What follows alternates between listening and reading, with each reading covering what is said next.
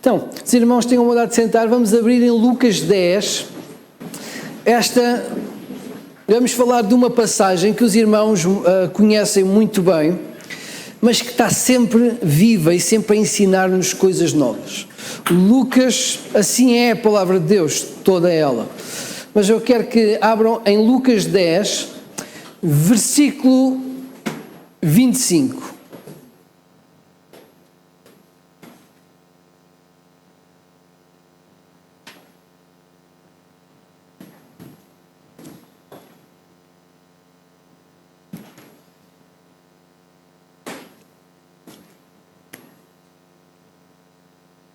Esta passagem que nós vamos ler fala da coisa mais importante que existe, que é a vida eterna.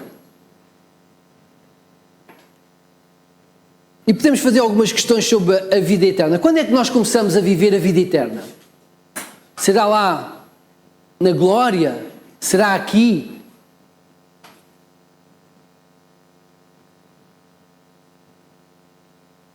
E como é que nós vivemos a vida eterna? Entendendo nós que a vida eterna começa agora, ou no momento em que nós nos entregamos ao Senhor. Como é que se vive a vida eterna do lado de cá da glória? Jesus ensinou-nos. Jesus ensinou-nos a viver a vida eterna ainda do lado de cá da glória. E é sob essa perspectiva que Jesus vai desenrolar uma conversa com um escriba, com um intérprete da lei. Jesus vai lhe ensinar a viver a vida eterna do lado de cá da glória. Vamos ler. E eis que certo homem, intérprete da lei, se levantou com o intuito de pôr Jesus à prova e disse-lhe: Mestre, que farei para herdar a vida eterna? Então Jesus lhe perguntou: que está escrito na lei, como interpretas? A isto ele respondeu: amarás o Senhor teu Deus de todo o teu coração, de toda a tua alma e de todas as tuas forças e de todo o teu entendimento. E amarás o teu próximo como a ti mesmo. Então Jesus lhe disse: respondeste corretamente, faz isto e viverás. Ele, porém, querendo justificar-se, perguntou a Jesus: quem é o meu próximo? Jesus prosseguiu dizendo: certo homem descia de Jerusalém para Jericó e veio a cair em mãos de salteadores, os quais, depois de tudo lhe roubarem e lhe causarem muitos ferimentos, retiraram-se, deixando-o semi-morto. Casualmente descia um sacerdote por aquele mesmo caminho e, vendo-o, passou de largo. E semelhantemente um levita descia por aquele lugar e, vendo-o, também passou de largo. Certo samaritano, que seguia a seu caminho, passou-lhe perto, vendo-o, compadeceu-se dele. E chegando-se, pensou-lhe os ferimentos, aplicou-lhe óleo e vinho, colocando-o sobre o seu próprio animal, levando-o para uma hospedaria e tratou dele. No dia seguinte, tirou 2 denários e os entregou ao hospedeiro, dizendo: cuida deste homem, e se alguma coisa gastares mais, eu te indenizarei quando voltar. Qual destes 3 te parece ter sido o próximo do homem que caiu nas mãos do salteador? Respondeu-lhe o intérprete da lei: o que usou de misericórdia para com ele. Então lhe disse: vai e procede tu de igual modo.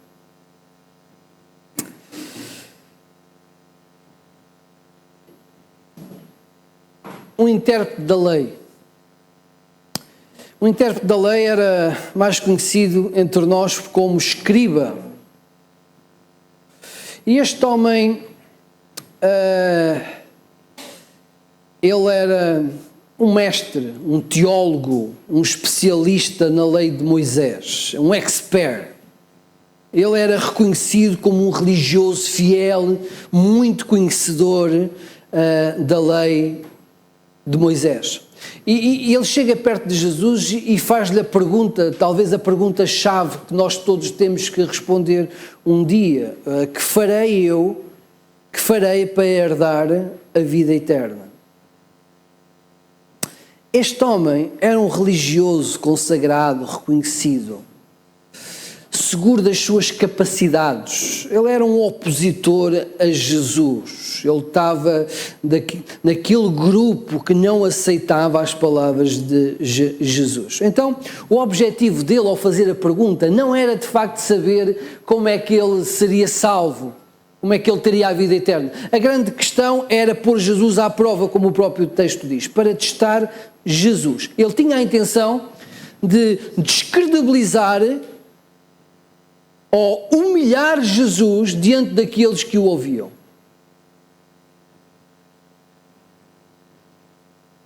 Afinal, ele era um superior judeu e Jesus era um carpinteiro, armado em, entre aspas, em mestre. Ele não estava interessado em saber sobre a salvação, ele já se considerava salvo. Ele queria que Jesus dissesse alguma coisa contra a lei de Moisés, para depois dizer: estão a ver? É um herege, é um falso mestre, ou um falso profeta. E Jesus, sabendo isto, trocou-lhe as voltas na primeira frase. Jesus, de facto, na primeira frase, Jesus trocou as voltas a este homem. E Jesus disse assim: olha, sabeu, como é que podes ter a vida eterna? E Jesus pergunta assim: olha, o que é que está escrito na lei? Pronto, acabou com ele. Porque o que ele queria era que Jesus dissesse alguma coisa fora da lei. E na primeira frase que Jesus diz, Jesus refutou o seu grande argumento, ou a sua grande intenção. Olha, o que é que está escrito na lei de Moisés? E ele, como mestre, tinha que dizer então o que é que estava escrito. E ele vai citar Deuteronômio 6, 4 e 5, e vai citar outro texto que é Levítico 19, 18. E Deuteronômio 6, 4 e 5 diz: ouve Israel, o Senhor nosso Deus é o único Senhor, amarás pois o Senhor teu Deus de todo o coração, de toda a tua alma e de toda a tua força. Não tem de todo o entendimento. Ele acrescentou. E o segundo texto, ele diz: não te vingarás nem guardarás ira contra os filhos de teu povo, mas amarás o próximo como a ti mesmo. Eu sou o Senhor. Então a resposta deste intérprete da lei, basicamente, ao usar estas duas passagens, ele está a dizer: olha, a pessoa é salva, tem a vida eterna, se amar a Deus acima de todas as coisas e se amar ao próximo como a si mesmo. Amar a Deus de forma plena, de todo o coração, com toda a nossa vida, com todo o nosso sentimento, com todas as nossas forças, e ao próximo como se fôssemos nós mesmos. Isto resume toda a lei, toda a vontade de Deus. E nós amamos a Deus, ou podemos amar a Deus de todo o coração, porque Deus nos amou primeiro. É o que as Escrituras dizem. Quando conhecemos Deus, quando entendemos tudo o que Deus fez por nós, aquilo que Deus é, como Deus é maravilhoso, como Deus é perfeito, como Deus é sublime, como Deus é amável, quando nós de facto passamos da religião para um relacionamento íntimo com Deus, amoroso com Deus, quando conhecemos Deus, Deus é como um ímã que nos atrai, porque tudo o que Deus é e tudo o que Deus faz é amável. Tudo o que Deus é, tudo o que Deus faz, nos constrange. Paulo dizia, o amor de Deus nos constrange. Esse relacionamento de amor a Deus deriva no amor às outras pessoas, ao próximo. Quando amamos a Deus, quando conhecemos o amor de Deus, nós vamos ver as pessoas com os olhos do próprio Deus. Aquela ideia que muitas vezes se ouve, eu amo a Deus, Deus é perfeito, Deus é amor, eu amo a Deus, mas amar as pessoas é diferente. Perante as Escrituras, tudo se resume a amar a Deus e, semelhantemente, a amar o próximo. Eu não posso amar a Deus e rejeitar as pessoas, ignorar as pessoas, desvalorizá-las ao ponto de remetê-las à insignificância. Eu não posso amar a Deus sem amar o próximo. João explica isto muito bem. Explica que quando nós amamos a Deus, obviamente nós amamos as pessoas. E lá no capítulo 4, versículo 7 e 8, ele diz assim, amados, amemos uns aos outros, ou seja, amemos as pessoas, porque o amor procede de Deus. E todo aquele que ama é nascido de Deus e conhece a Deus. Aquele que não ama, não conhece a Deus, pois Deus é amor. Por isso, quem conhece a Deus, ama. Quem conhece a Deus, ama as pessoas. Não dá para separar as duas coisas. A lei de Moisés exigia, então, o amor perfeito a Deus e o amor perfeito aos homens. De todo coração. Não é? Há 4 todos aí. Na plenitude. Por outras palavras, o Senhor disse-lhe, olha, respondeste corretamente, faz isto e viverás. Por outras palavras, o Senhor diz-lhe assim, olha, se tu amares ao Senhor e ao próximo na perfeição, de facto tens a vida eterna. Não há lei que te acuse. Serás salvo, não terás pecado. Se não violarmos a lei do amor, não pecamos. E sem pecado não temos condenação. Paulo dizia assim, porque bem sabemos que a lei é espiritual, eu todavia sou carnal, vendido à escravidão do pecado. E depois lá mais à frente, um pouco mais atrás, no capítulo 3, 23, diz, todos pecaram e destituídos estão da glória de Deus. O que é que o Senhor está a dizer? Olha, se tu viveres de forma perfeita o amor a Deus e o amor às pessoas, tu não tens pecado nenhum, tu és salvo, tu vais ter a vida eterna.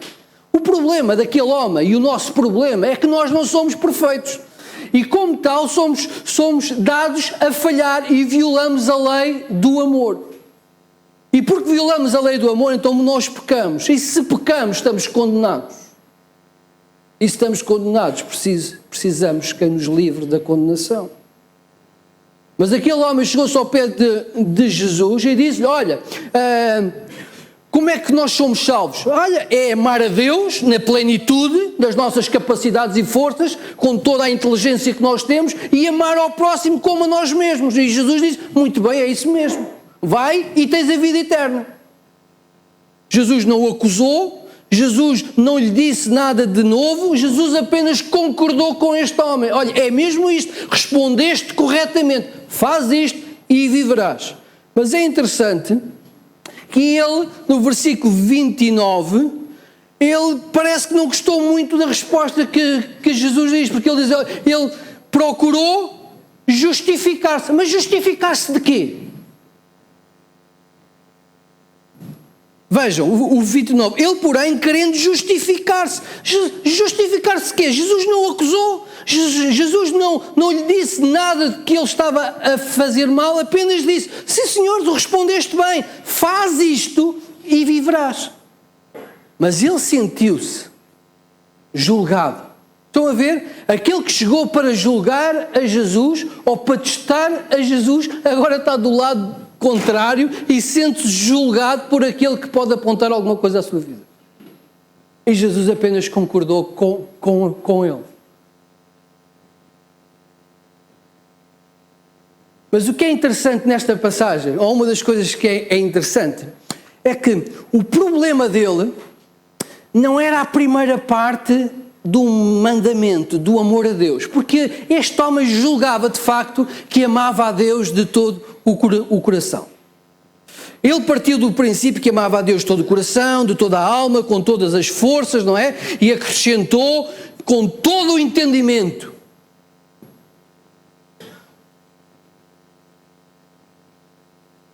Ele julgava que o seu amor a Deus era perfeito. Logo aí ele estava errado. Mas ele pensava assim. Os fariseus achavam-se superiores, que tinham uma fé superior à dos outros homens. Lembram-se daquela passagem, daquela parábola do fariseu e com a parábola do fariseu e do publicano? Ele diz assim: ó Deus, graças te dou porque não sou como os demais homens, roubadores, injustos, adúlteros, nem ainda como este publicano. Jejuo 2 vezes na semana e dou os dízimos de tudo quanto possuo. Ó Senhor, vê como minha fé é maravilhosa e grande e superior. Basicamente é isto que ele está a dizer. Ele não parte do princípio que não ama ao Senhor. Ele acha que ama ao Senhor acima de todas as coisas. Um amor perfeito. Mas algo naqueles 2 mandamentos que o incomodou. Por isso ele quis justificar-se. E ele diz: olha, quem é o meu próximo? Então, com certeza que havia pessoas na vida deste homem que ele não amava. Então ele questiona ao Senhor: olha, mas quem é o meu próximo? E é aí então que Jesus lhes conta a história. E sabe uma coisa? Jesus não lhe vai dizer quem é o próximo dele. Jesus vai lhe dizer outra coisa.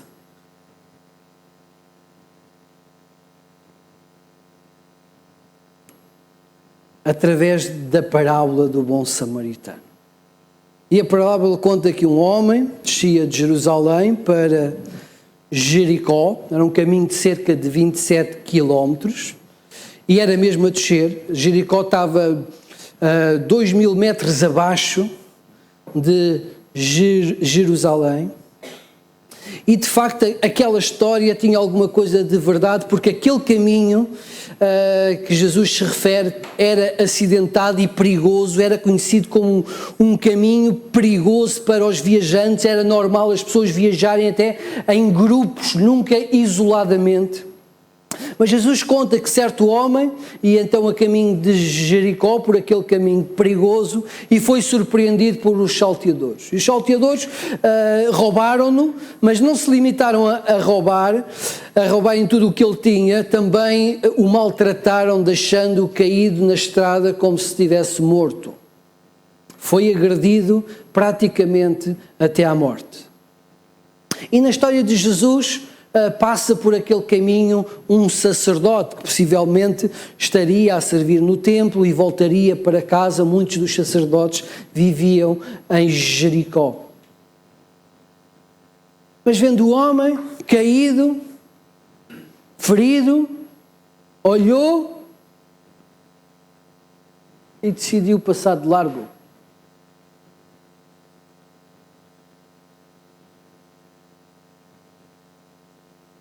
Achou que não era assunto dele. Passou. E Jesus continua a contar a história e fala também do levita, que eram aqueles que ajudavam os sacerdotes no templo. E o levita fez basicamente a mesma coisa. Vendo-o ali caído, como morto, ensanguentado, considerou que não era assunto seu, que não era da sua conta, e continuou a sua vida, continuou a sua viagem. Mas na história que Jesus conta, há um herói improvável. Jesus tinha a sua ironia e Jesus pega mesmo em alguém que sabia que aquele intérprete da lei não suportava, um samaritano. Então, os samaritanos eram detestados pelos judeus. Os judeus diziam que eles eram como cães, aqueles cães que carregam doenças, cães selvagens, cães que causavam doenças às pessoas, quem as pessoas apedrejavam. Era essa imagem que um judeu tinha de um samaritano.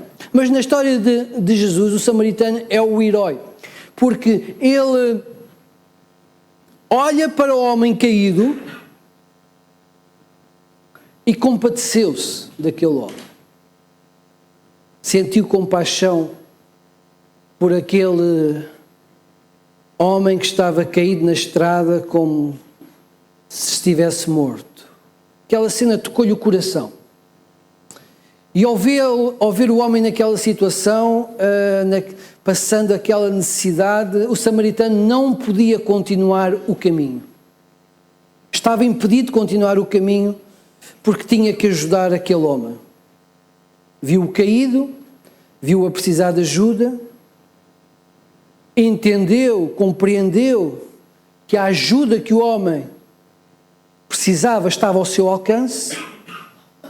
Ele tinha óleo, tinha vinho, tinha ligaduras, tinha recursos financeiros, o homem estava a precisar, então o samaritano saiu do seu animal, aproximou-se do homem, prestou-lhe os primeiros socorros daquele tempo, limpou-lhe as feridas com óleo ou com azeite e vinho e pôs-lhe as ligaduras. De seguida, colocou o homem no seu animal, levou-o para uma hospedaria e continuou a cuidar deste homem. O samaritano só saiu no dia seguinte, mas disse ao homem da hospedaria, ao hospedeiro: olha, estão aqui 2 denários para pagar as despesas todas. E 2 denários, muitos comentaristas dizem que pelo menos dava para 2 semanas. Está aqui o dinheiro para continuares a cuidar deste homem e se for necessário mais alguma coisa eu vou passar cá e vou assumir as despesas deste homem, porque eu quero que o homem fique bem. Aquele homem caído, desconhecido, no meio da estrada, passou a ser a prioridade do samaritano.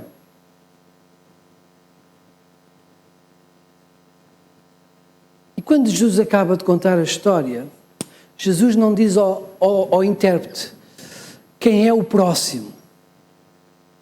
Jesus inverte a questão. A questão que Jesus colocou no versículo 36 foi: mas de quem... Vamos ler o versículo 36. Qual destes te parece ter sido o próximo do homem que caiu nas mãos do salteador? Jesus inverteu a ordem e a relação. O doutor da lei havia dito: quem é o meu próximo? Mas na história de Jesus e na pergunta, a questão é: quem era o próximo dele?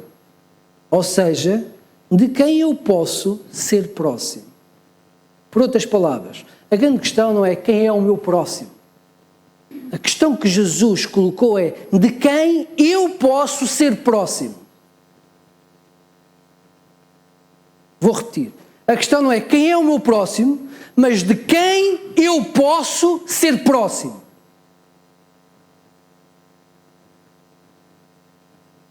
Quando alguém ama verdadeiramente a Deus, conhece o seu amor, vai olhar as pessoas à sua volta com os olhos de Deus e vai querer ser bênção de Deus na vida dessas pessoas. Quando Deus nos ama e enche o nosso coração, nós vemos as pessoas com o amor de Deus e desejamos ser o próximo, desejamos ser o samaritano na vida de quem está à nossa volta.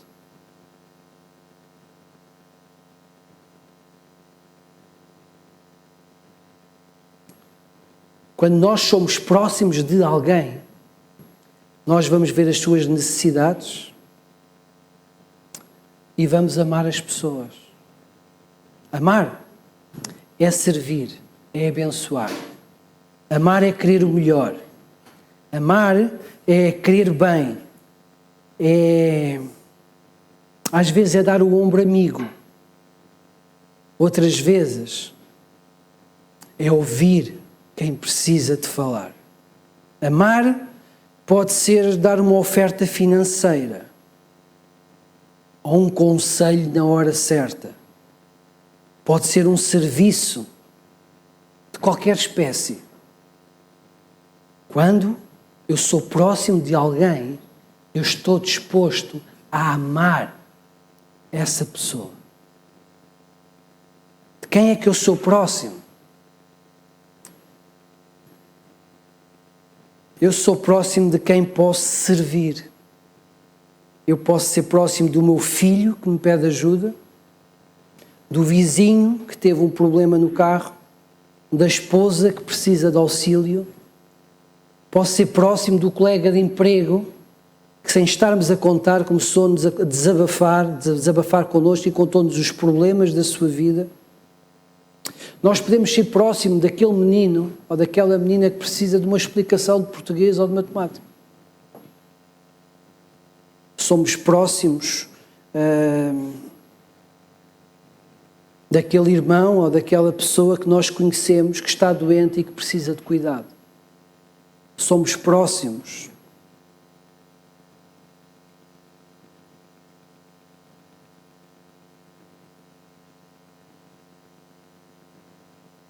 daqueles que estão à nossa volta com necessidade. Necessidades que são conhecidas por nós. Amar o próximo dá trabalho.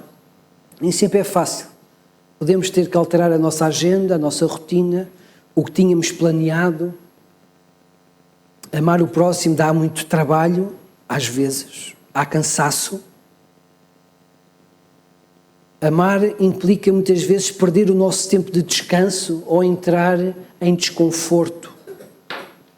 Amar pode significar dar o que é meu ou privar-me dos meus direitos. Amar o próximo exige que não olhemos unicamente para a nossa vida. Amar o próximo é imitar Jesus. Jesus foi o nosso próximo. E amar para Jesus foi descer da glória dos céus e fazer-se um homem. Viver limitado na forma de criatura, e ele era o Criador dos céus e da terra. Amar para Jesus foi ser humilhado e morto numa cruz, pagar um preço que não era o seu, porque a nossa necessidade era ter vida. Nós precisávamos que alguém pagasse o nosso preço, o preço do nosso pecado. Então Jesus foi o nosso próximo. Jesus queria que aquele intérprete da lei percebesse que a vida eterna não é religião, que religião não chega. Vida eterna depende da vida que flui do próprio Deus. Vida eterna é viver a lei do amor, o amor de Deus. Amor a Deus e amor aos homens.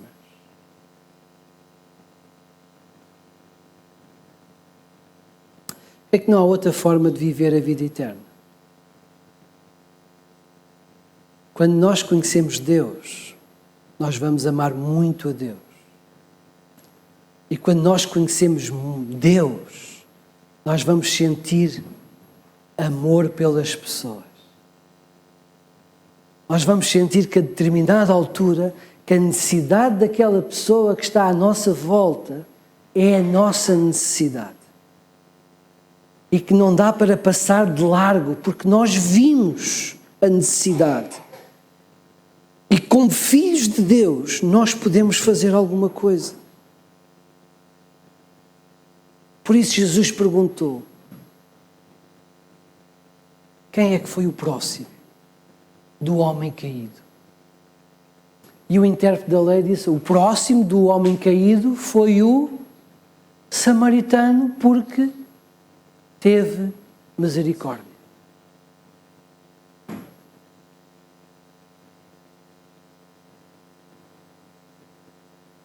A nossa vida é tão corrida, às vezes temos que fazer tantas coisas num só dia e dava jeito que o dia tivesse mais do que 24 horas.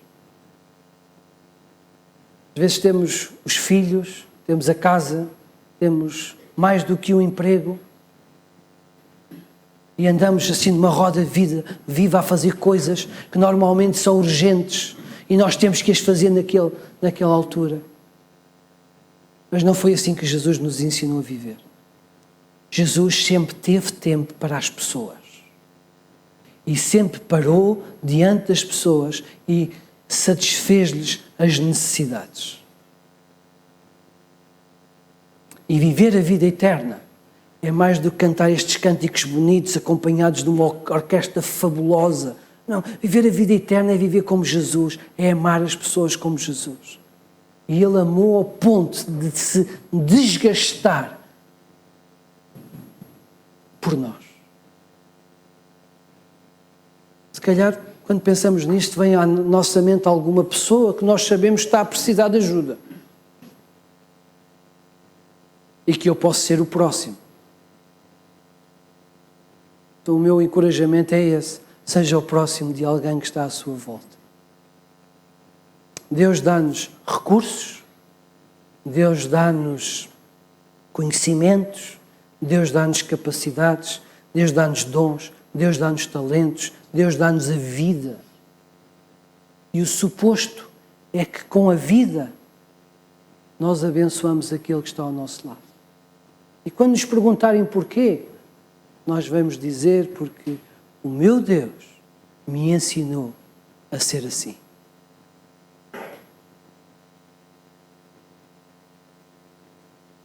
Amém?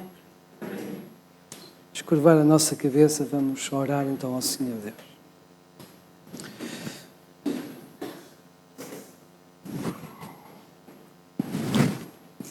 Ajuda-nos, Senhor, a ser misericordiosos com o amor que temos recebido de Ti. Ajuda-nos a abençoar aquele que está à nossa volta, Senhor. Sê connosco. Ajuda-nos a perceber da vida, a tomar as decisões certas, a procurar honrar-te a cada momento, Senhor. Seja com uma oração, com um cântico, ou com um serviço que prestamos àquele que é teu filho, ou uma criatura tua, Senhor, alguém que precisa. Ajuda-nos, Senhor, a viver. Ensina-nos a viver a eternidade do lado de cá da glória. Pois nós oramos em nome de Jesus Cristo.